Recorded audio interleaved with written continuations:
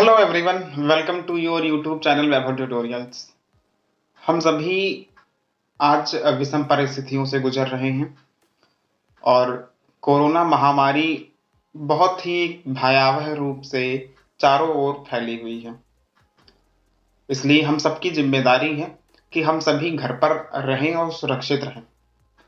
और इसी मुहिम में हमारे जो स्कूल, कॉलेजेस, कोचिंग्स हैं वो सभी ऑनलाइन क्लासेस यानी कि आपके बच्चे को घर पर पढ़ाते हैं ऑनलाइन क्लासेस के माध्यम से। अब कई सारे गार्जियंस, कई सारे टीचर्स और कई सारे स्टूडेंट को कई सारी परेशानियां झेलनी पड़ती हैं। पेरेंट्स को ये समझ में नहीं आता है कि बच्चे को ऑनलाइन क्लास में कैसे पढ़वाया जाए। टीचर अगर ऑनलाइन क्लास पढ़ाता है तो उसके लिए भी कई सारी समस्याएं उसके सामने खड़ी होती हैं। और यही नहीं, जब स्कूल यानी कि विद्यालय से भी जब आपके पढ़ाया जाता है ऑनलाइन क्लास में तो कई सारे बच्चे होते हैं जो क्लासेस अटेंड करते हैं और कुछ होते हैं जो क्लासेस अटेंड नहीं करते हैं। तो इनसे हर एक व्यक्ति का, और कह सकते हैं कि हर तरह से किसी न किसी का कहीं ना कहीं तरीके से लॉस हो रहा है। आजकल ऑनलाइन क्लासेस की वजह से बच्चे मोबाइल के प्रति ज्यादा ही आकर्षित हो चुके हैं। कई सारे बच्चे होते हैं जो मोबाइल क्लासेस लेने के बजाय उस पर गेम खेलते हैं, चैट करते हैं, और अगर कोई घर का गार्जियन या फिर कोई पेरेंट्स पूछते हैं तो उस पर वो अपनी टिप्पणी देते हैं कि ऑनलाइन क्लासेस चल रही हैं। बच्चों को लगता है कि हम ये सारे बहाने बताकर, इतने सारे एक्सक्यूजेस देकर अपने टाइम को और ज्यादा मनोरंजनात्मक बना सकते हैं और ऑनलाइन क्लास का बहाना लेकर हम मोबाइल को यूज कर सकते हैं। लेकिन क्या आप में से किसी ने इस बारे में सोचने की थोड़ी सी भी हिम्मत करी कि ऑनलाइन क्लास अगर पढ़ाई जा रही हैं तो वो किसके लिए पढ़ाई जाती हैं? क्या इससे आपके पेरेंट्स को फायदा है, आपके स्कूल टीचर्स को फायदा है, या फिर आपके नेबर्स को फायदा है, या आपके रिलेटिव्स को फायदा है? हम जानते हैं आप में से किसी के पास कोई जवाब नहीं होगा, क्योंकि इन सारे सवालों का सिर्फ एकमात्र जवाब है कि इनसे सिर्फ और सिर्फ आपको फायदा है, यानी कि स्टूडेंट्स को फायदा है। तो बात यह है कि अगर आपको फायदा है तो फिर आप क्लासेस लेने के लिए क्यों चूकते हैं? आप क्यों बहाने बनाते हैं कि हाँ मैं क्लासेस ले रहा हूं, जबकि आप क्लासेस ना लेने के बजाय आप उस पर गेम खेल रहे होते हैं, या फिर आप चैट कर रहे होते हैं, या फिर उसका मिसयूज कर रहे होते हैं।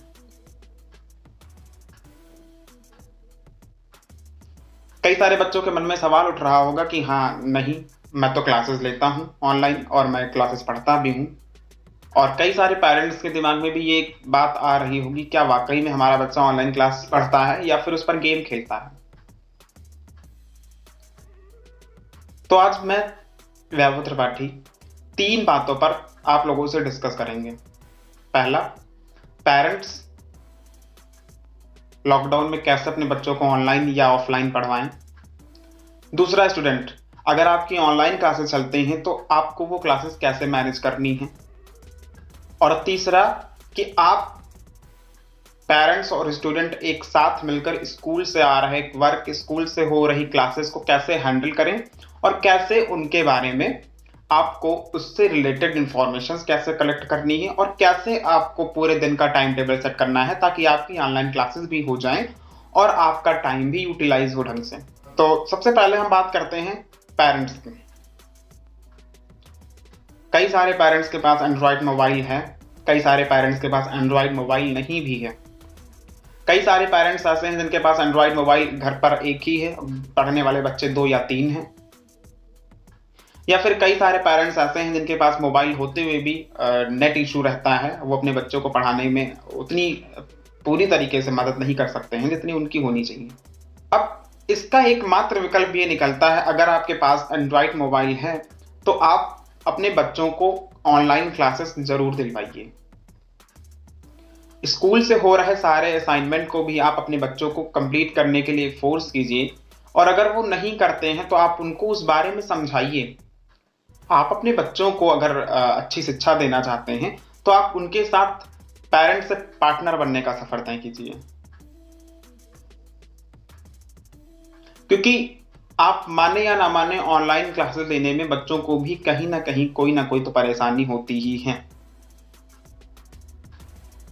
तो आप अपने बच्चों को, जब बच्चे आपके ऑनलाइन क्लास लेते हैं, तो आप उनसे ऑनलाइन क्लास लेने के बाद पूछिए कि आज ऑनलाइन क्लास में क्या पढ़ाया गया, आपने क्या पढ़ा, और क्या वर्क दिया गया है, क्या कोई असाइनमेंट भी आया है।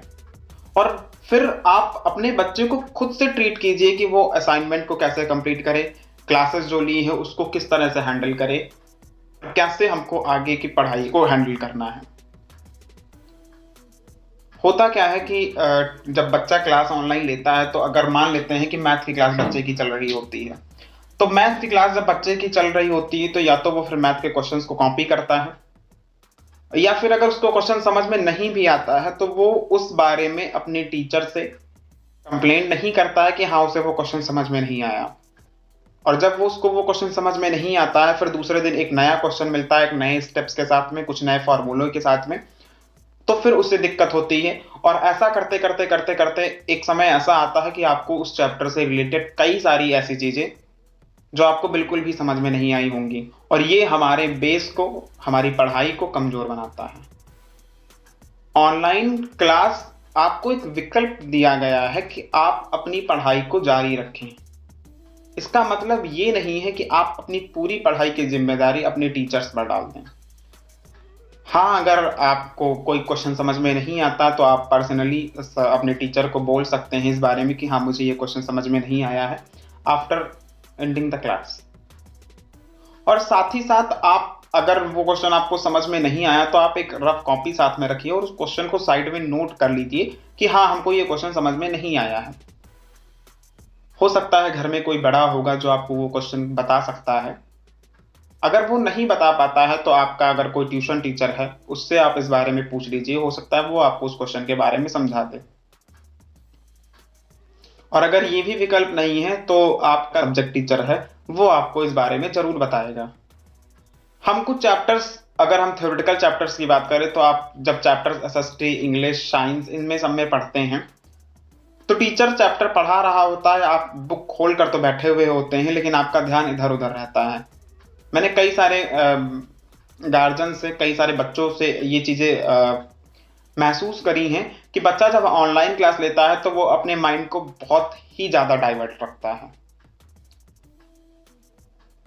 सपोज आप अगर स्कूल में होते, आप अगर स्कूल में क्लास ले रहे होते, तो क्या आप उतना ही माइंड डाइवर्ट करते?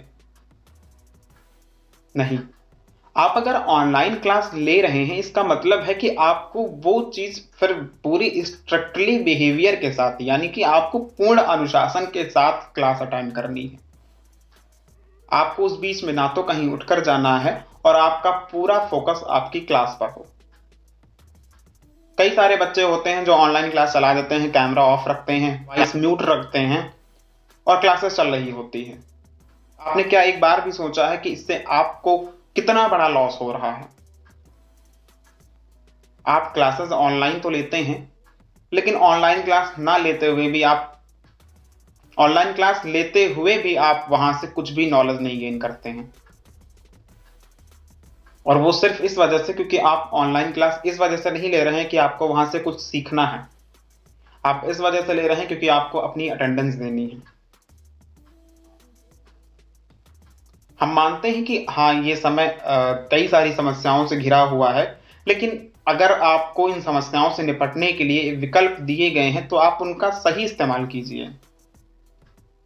आप जरा उन टीचर्स के बारे में सोचिए जिन्होंने ऑनलाइन क्लास पढ़ाया ही नहीं था कभी।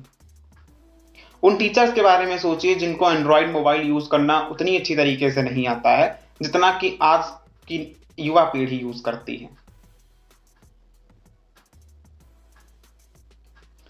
एक टीचर आपके लिए मेहनत करके आपको ऑनलाइन क्लास में पूरी कोशिश करता है कि आपको अच्छी तरीके से पढ़ाए। हम उस ऑनलाइन क्लास का फायदा उतना उठाना ही नहीं चाहते हैं जितना कि हमको उठाना चाहिए।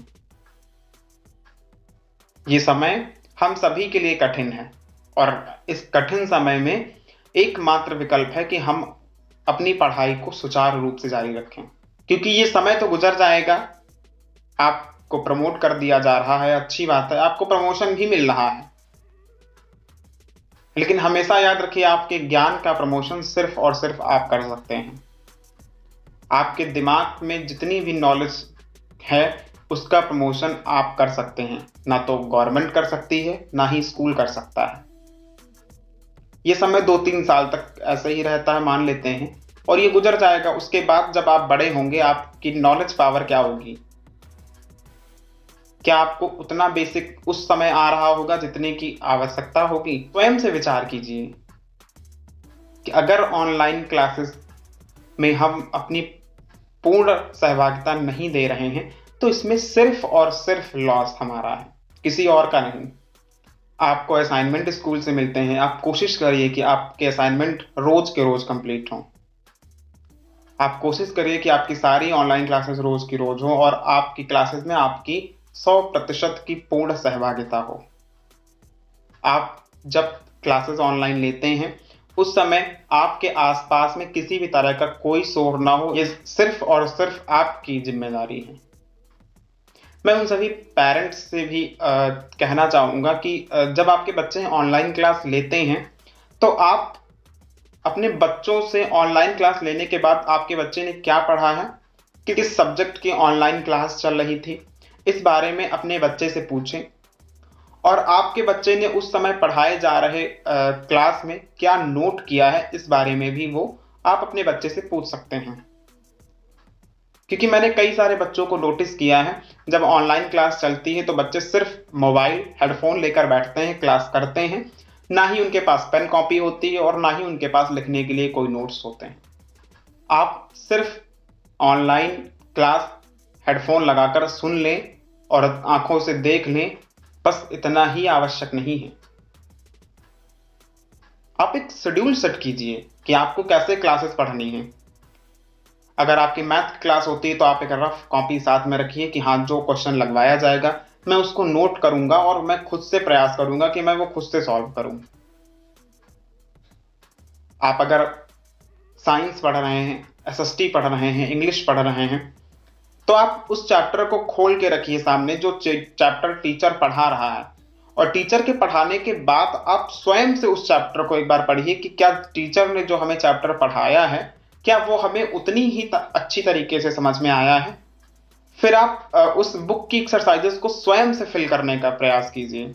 आप reasoning, maths activity, other activities आपको दी जाती हैं स्कूल से करने के लिए, आप उनको स्वयं से प्रयास कीजिए कि सॉल्व कीजिए।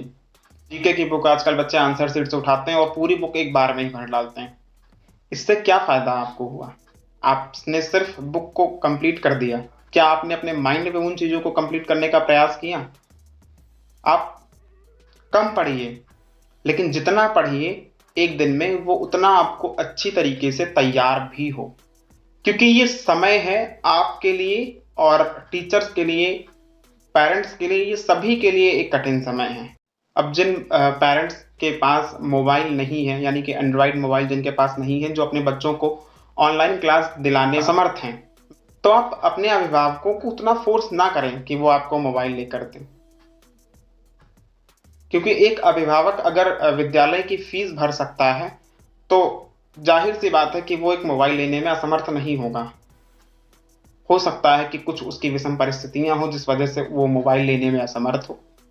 आप अपने दोस्तों से उनसे कांटेक्ट करिए और उनसे जो ऑनलाइन क्लास में पढ़ाया गया है उस बारे में चर्चा कीजिए, और जो भी शेड्यूल बताया गया हो, जो भी नोट्स भेजे गए हों, वो आप उनसे पूछिए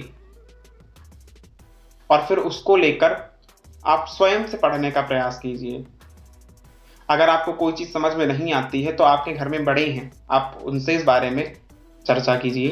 अगर अभिभावक समर्थ हैं मोबाइल लेने में तो मैं उनसे आग्रह करूंगा कि आप अपने बच्चे को ऑनलाइन क्लास जरूर दिलवाएं। अब कई सारे अभिभावकों के मन में एक प्रश्न उठता है कि ऑनलाइन क्लास से तो हमारे बच्चों को कुछ समझ में नहीं आता है, ऑनलाइन क्लास में टीचर ढंग से नहीं पढ़ाता है और ऑनलाइन क्लास की वजह से हमारे बच्चे बिगड़ रहे हैं। अगर एक टीचर प्रयासरत है ऑनलाइन क्लास पढ़ाने के लिए तो आप अभिभावक होकर आपकी जिम्मेदारी बनती है कि आप अपने घर पर अपने बच्चों को सही मार्ग, सही दिशा दें और बच्चा पूरे दिन आपके साथ आपके घर में रहता है, आप अपने बच्चों को समझाइए और आप अपने बच्चों को इस बारे में उसके दोषों को भी बताइए कि आप अगर मोबाइल का इतना यूज़ करेंगे तो उससे भविष्य में क्या खोएँगे। धन्यवाद। आशा करता हूँ कि आपको यह वीडियो अच्छा लगा होगा। मैंने इस वीडियो में पूरा प्रयास किया है कि गार्जियन और स्टूडेंट आप दोनों की समस्याओं का समाधान कर सकूं। फिर भी अगर आपको किसी भी समस्या से या फिर आपको कोई भी डाउटफुल क्वेश्चन है, तो आप प्लीज़ कमेंट कीजिए और मैं पूरी कोशिश करूंगा कि मैं आपकी समस्या का जल्द से जल्द समाधान करूं। अगर आपको यह वीडियो अच्छा लगा है, तो आगे फॉरवर्ड कीजिए।